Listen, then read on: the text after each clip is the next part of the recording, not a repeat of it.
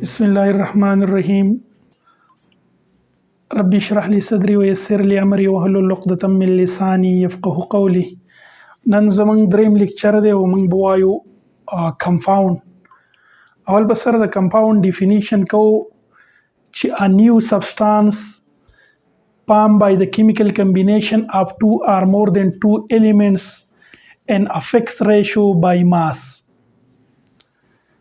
موږ وایو کمپاوند زموږ سره نیو سبسټانس دی، ځکه د سبسټانس خبره موږ پرون کړې وه چې سبسټانس زموږ سره بیا دوه قسمه دی.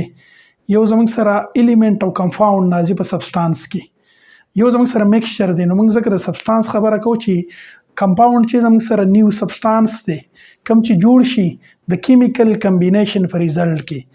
الیمنټ فرایوځی شي دوه یا د دوه نه سیوا مختلف الیمنټس.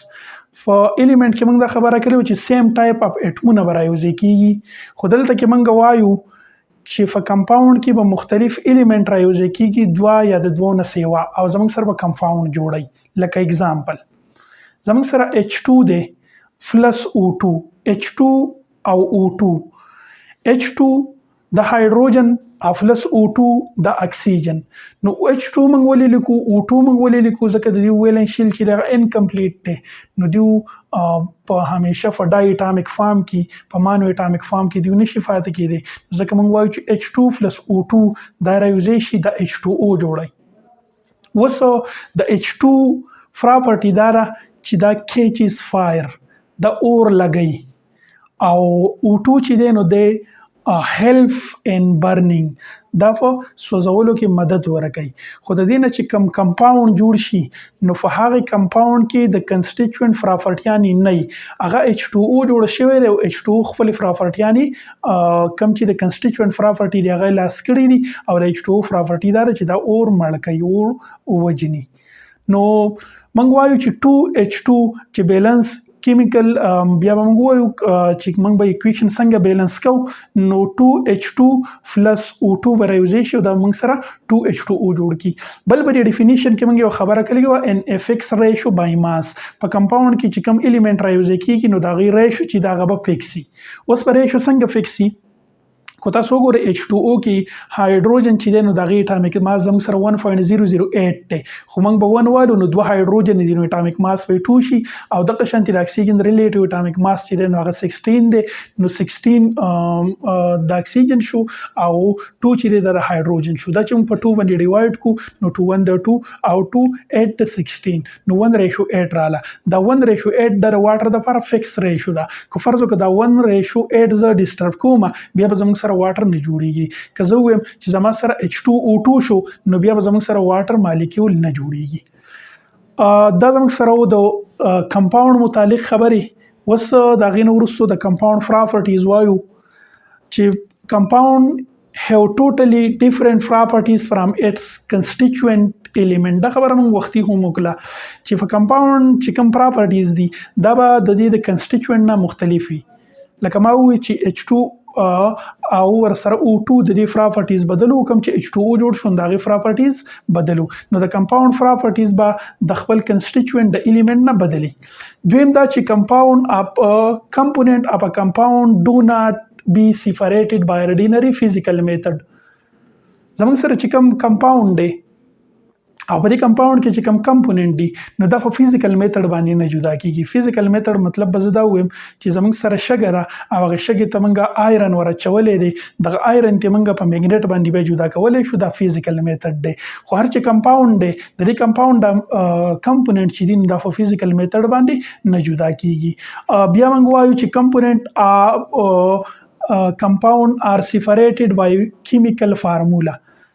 نو د کمپاوند کمپوننت چې دي نو دا به زموږ سره سیپریټ کیږي، جدا کیږي په کیمیکل فارمولا باندې، او کیمیکل فارمولا به موږ په ډیټیل باندې وایو وروسته روان دی چې کیمیکل فارمولا څه ته وایي، د کیمیکل فارمولا ټایپس دي.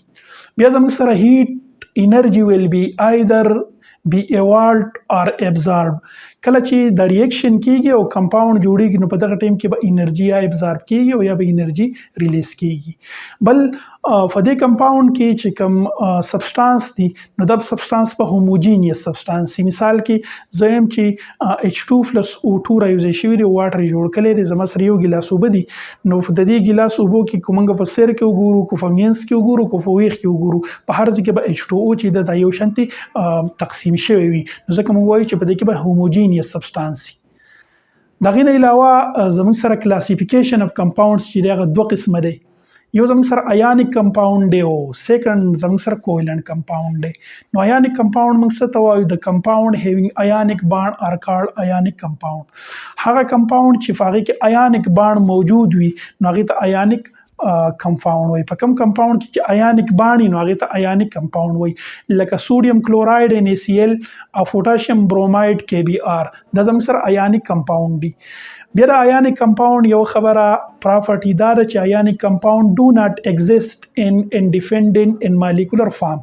دا به سره په مالیکولر فارم کې نشي فاتې کېدی په مالیکولر فارم کې به دا نه دی فارم ا 3 ډایمنشنل کرسټل لیټس دی به 3D فارم جوړ کړي 3 ډایمنشنل کرسټل لیټس به جوړ کړي. بیا 3 ډایمنشنل کرسټل لیټس چې کله جوړ کی 3D شیپ چې دی کله جوړ کی چې داغه هایټ دی داغه ویټ دی او داغه ډیپث دی نو د تم 3D شیپ وایو. نو فدې کې با اپوزټلی چارج آین اټریکټ شوی یو بل ته براغلی او بالکل سترانګلی به یو بل سره دی اټریکشن کړي نو داغه فوج باندې مونږ وایو چې د ایونیک کمپاوند میلټینګ پوینټ او د ایونیک کمپاوند بویلینګ پوینټ چې زموږ سره هاي دی.